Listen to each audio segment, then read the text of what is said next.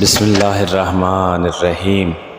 خطبات حضرت امیر المومنین علی ابن ابی طالب علیہ السلام، خطبہ نمبر 22، کتاب نہج البلاغہ۔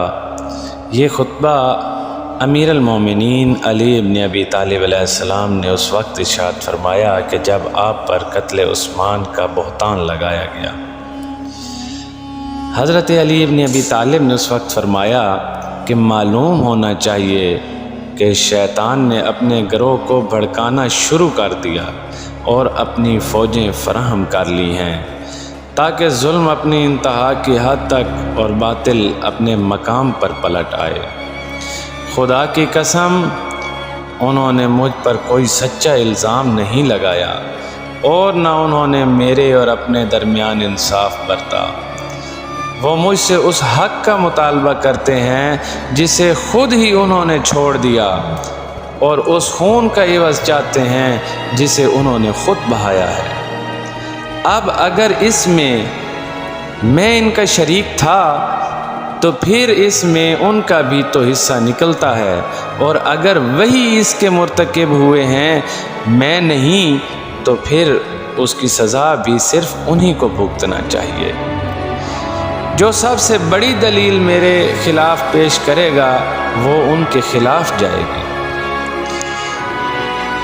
وہ اس ماں کا دودھ پینا چاہتے ہیں جس کا دودھ منقطع ہو چکا ہے۔ وہ مری ہوئی بدعت کو پھر سے زندہ کرنا چاہتے ہیں۔ اوف، کتنا نامراد یہ جنگ کے لیے پکارنے والا ہے۔ یہ ہے کون جو للکارنے والا ہے، اور کس مقصد کے لیے اس کی بات کو سنا جا رہا ہے؟ اور میں تو اس میں خوش ہوں کہ ان پر خدا کی حجت تمام ہو چکی ہے اور ہر چیز اس کے علم میں ہے۔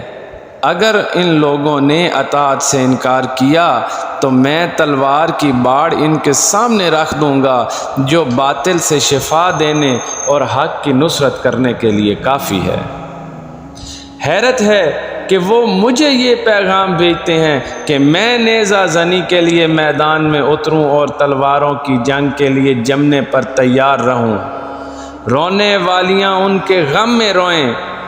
میں تو ہمیشہ ایسا رہا ہوں کہ جنگ سے مجھے دھمکایا نہیں جا سکا اور شمشیر زنی سے خوف زدہ نہیں کیا جا سکا، اور میں اپنے پروردگار کی طرف سے یقین کے درجے پر فائز ہوں، اور اپنے دین کی حفاظت میں مجھے کوئی شک نہیں۔